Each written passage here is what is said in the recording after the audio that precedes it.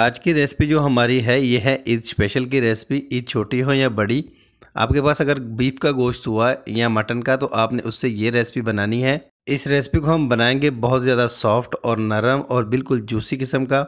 इस गोश्त की रेसिपी को नमकीन प्याज गोश्त कहा जाता है, जो कि बहुत ज़्यादा लोग शौक से खाते हैं।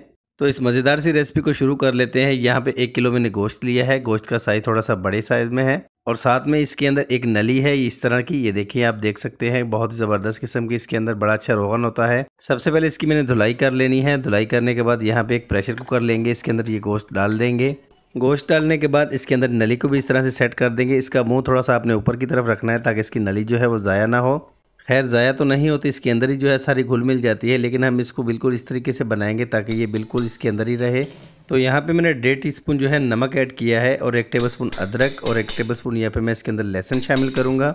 और एक यहाँ पे बड़े साइज़ का मेरे पास प्याज है जो कि हरा हो गया था, मैंने इसको ज़ाया नहीं किया और इसको मैंने इसी तरीके से ऊपर से छिलका इसका उतार दिया है। इसको यहाँ पे इसके अंदर ऐड कर देते हैं और बाकी का इसके अंदर हमने पानी शामिल करना है।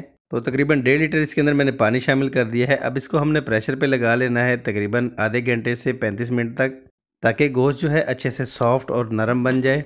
तो तकरीबन आधा घंटा यहाँ पे हो चुका है। अब इसका ढक्कन हटा लेते हैं।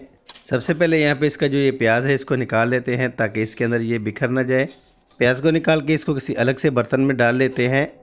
इस नमकीन प्याज गोश्त की रेसिपी में अक्सर लोग जो है कच्चा प्याज यूज़ करते हैं, लेकिन उससे बहुत ज़्यादा ख़राब किस्म का टेस्ट आता है। जब प्याज इस तरीके से पक जाए तो इसका बहुत ही अच्छा मज़ेदार सा टेस्ट आता है।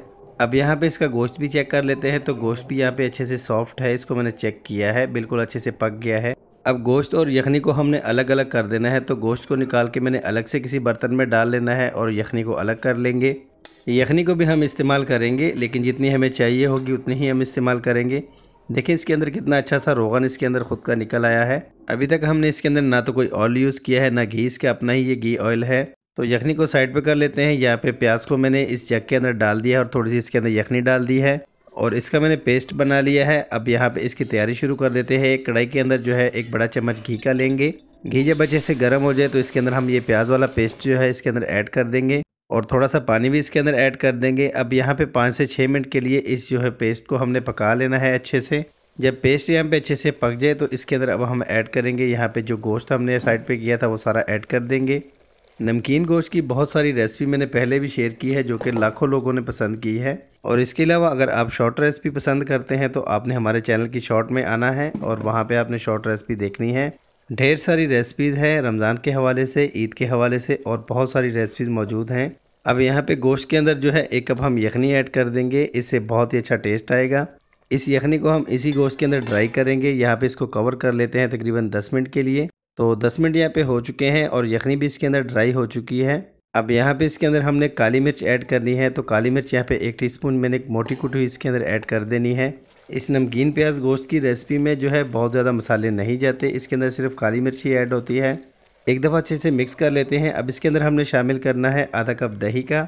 दही डालने से एक तो इसके अंदर बहुत ही अच्छा सा टेस्ट आ जाता है और दूसरे नंबर पे इसके अंदर थोड़ी सी ग्रेवी सी बन जाती है जो कि बहुत ज़्यादा टेस्टी होती है। दही डाल के आपने अच्छे से इसको मिक्स करना है और इसका जो चूल्हा है थोड़ी देर के लिए तेज़ कर देना है ताकि इसका जो पानी है वो सारा ड्राई हो जाए। दही का पानी जब ड्राई हो जाए तो इसके अंदर अब हम शामिल करेंगे थोड़ी सी बारीक कटी हुई अदरक।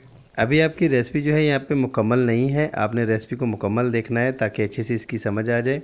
अदरक डालने के बाद यहाँ पे बारीक कटे हुए लीमू इसके ऊपर आपने ऐड कर देने हैं। तकरीबन 1 लीमू है, इसको मैंने बारीक बारीक काट लिया है और 3 से 4 सब्ज़ मिर्ची इसके ऊपर ऐड कर देंगे और तकरीबन 5 से 7 मिनट के लिए इसको कवर कर देंगे। और 5 से 7 मिनट के बाद मैं आपको दिखा देता हूँ इसकी फ़ाइनल लुक।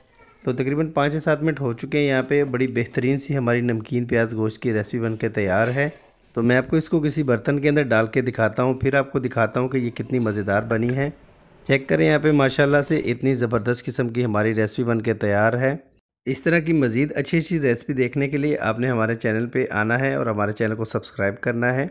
अगर नमकीन प्याज गोश्त की ये रेसिपी आपको अच्छे से समझ आई हो और अगर आपको पसंद आई हो तो आपने हमारे चैनल को ज़रूर सब्सक्राइब कर देना है, लाइक भी कर देना है और बेल आइकन पे भी प्रेस कर देना है। मिलते हैं किसी अच्छी सी रेसिपी के साथ नेक्स्ट रेसिपी के लिए। अल्लाह हाफिज़।